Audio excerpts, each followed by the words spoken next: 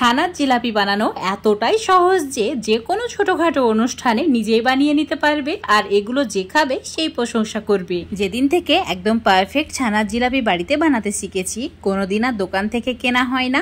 সবাই আমার হাতে ছানার জিলাপি খেতে খুবই পছন্দ করে। একদম পারফেক্ট ছানা তৈরি করার রেসিপি যদি তোমরা পেতে চাও অবশ্যই কমেন্ট করে জানাবে। এই ছানার জিলাপি তৈরি করার জন্য 1 লিটার দুধ থেকে 1 কাপ মতো ছানা হয়েছে।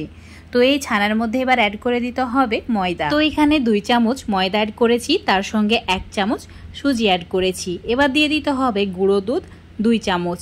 তো এখানে একটা চামচের মাপ করে সমস্ত উপকরণ অ্যাড করবে। তারপর দিয়ে দিতে হবে টক দই। টক দই ছানাতে অবশ্যই অ্যাড করবে। টক দইয়ের কারণে ছানার জিলাপিগুলো একদমই ফেটে যাবে না আর খুব সুন্দরভাবে রেডি হয়ে যাবে। এখানে বেকিং সোডা, বেকিং পাউডার কোনো কিছু অ্যাড করার প্রয়োজন নেই। হাত দিয়ে একটু মেখে নিতে হবে আর এরকম একটা ডোয়ের মতো করে বানিয়ে নিতে হবে। চাইলে তোমরা 5-6 মিনিট রেস্টেও রাখতে পারো। লেচিগুলো খুব বেশি বড় করার প্রয়োজন নেই, ছোট ছোট লেচি কাটলেই হবে। এবার একটা লেচি নিয়ে ঠিক এইভাবে হাত দিয়ে লম্বা করে নিতে হবে। যতটা পারবে সরু লম্বা করে নেওয়ার চেষ্টা করবে। আর এইরকম লম্বা দড়ির মতো করে বানিয়ে নিয়ে একটা প্রান্ত ঠিক এইভাবে জয়েন করে দিয়ে অন্য প্রান্ত ঘুরিয়ে নিয়ে যেখানে প্রথমে জয়েন করেছিলে সেখানেই কিন্তু অপর প্রান্তটা জয়েন করতে হবে। আর একইভাবে সবগুলোকে বানিয়ে নিতে হবে।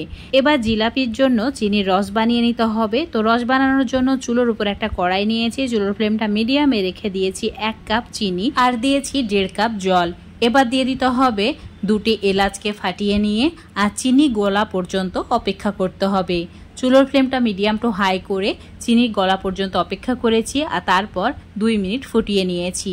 এবার অল্প একটু ফুড কালার অ্যাড করছি। এটা চাইলে তোমরা না দিতেও পারো। এটা দেওয়ার কারণে এই জিলেপিগুলো দেখতে অনেক বেশি লোভনীয় লাগবে। দিয়ে দিতে হবে 1/2 চামচ মতো লেবুর রস। তারপর এইভাবে ভালো করে মিশিয়ে নিতে হবে আর অবশ্যই লেবুর রস দেওয়ার সময় চুলোটাকে অফ করে রাখবে। এখন চুলো থেকে নামিয়ে ঠান্ডা হওয়ার জন্য রেখে দিচ্ছি। এবার চুলোর উপর একটা ফ্রাই প্যান নিতে হবে, দিতে হবে পরিমাণ মতো তেল। তেল ভালোভাবে গরম হয়ে গেলে চুলোর ফ্লেমটা মিডিয়ামে রেখে অ্যাড করে দিতে হবে জিলাপিগুলো। জিলাপিগুলো অ্যাড করার পর চুলোর ফ্লেমটা মিডিয়ামে রাখতে হবে। যতক্ষণ না উপরে এইভাবে ভেসে উঠছে ততক্ষণ কিন্তু নাড়াচাড়া করা যাবে না।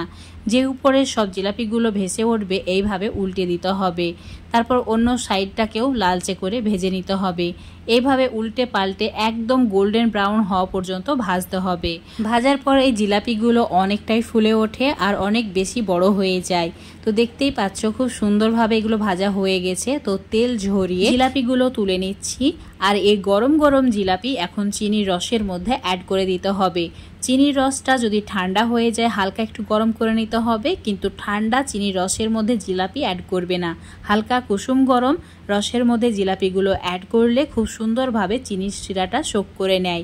একইভাবে বাকি জিলাপিগুলোকেও ভেজে নিয়েছি, তারপর চিনির শিরার মধ্যে অ্যাড করে দিয়েছি। বা ঢাকা দিয়ে 1 ঘন্টার জন্য রেখে দিয়েছিলাম।